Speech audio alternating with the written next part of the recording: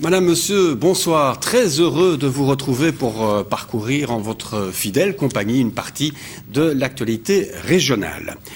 Les nouvelles technologies, si elles ont bouleversé notre vie quotidienne à tous, elles ont encore davantage changé la vie des personnes malvoyantes en leur apportant davantage d'autonomie.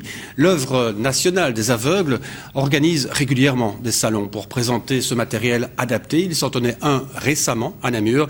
Joël Janssens et Jean-Claude Bradenberg l'ont visité pour nous. Le matériel adapté pour personnes malvoyantes est désormais un marché et de nombreuses firmes proposent des aides techniques variées. Le salon organisé récemment à Namur par l'œuvre nationale des aveugles permet aux personnes concernées de faire le tour de ce qui existe et de tester le matériel avant de faire son choix. Voilà, l'année passée, j'ai quand même trouvé le matériel que je cherchais, mais j'essaye toujours de rester au courant de ce qui apparaît de nouveau pour voir ce qui pourrait m'être utile et pouvoir trouver ce qui pourrait répondre aux besoins qui n'ont pas encore trouvé leur solution jusque maintenant, quoi. Le salon présentait par exemple des TV Loop qui agrandissent des documents. Il y avait aussi des synthèses vocales qui lisent des textes. Ce sont plutôt pour les personnes fort malvoyantes. On dispose de texte sous la lentille de l'appareil.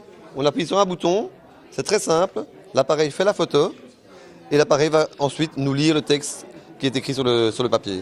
À côté de ce matériel spécifique, les smartphones et les tablettes sont également venus révolutionner la vie quotidienne des malvoyants. C'est vraiment un monde de possibilités qui s'ouvre à eux.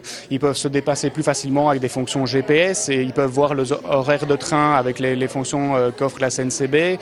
Voilà, donc c'est vraiment toutes des choses qui facilitent leur déplacement, mais aussi la vie de tous les jours. Il y a par exemple une application qui permet de voir si la pièce est allumée ou éteinte.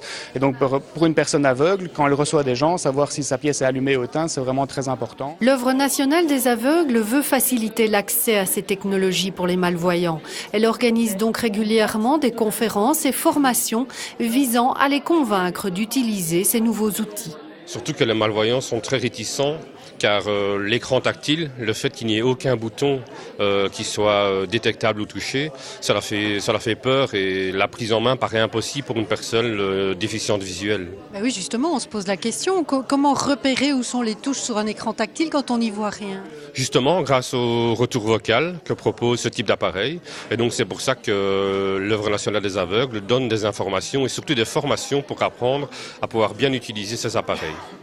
Si l'offre technologique s'accroît, ce n'est malheureusement pas pour autant qu'elle devienne accessible à tous, car tous ces outils sont coûteux. Il y a quand même des aides qui existent pour certaines catégories de personnes.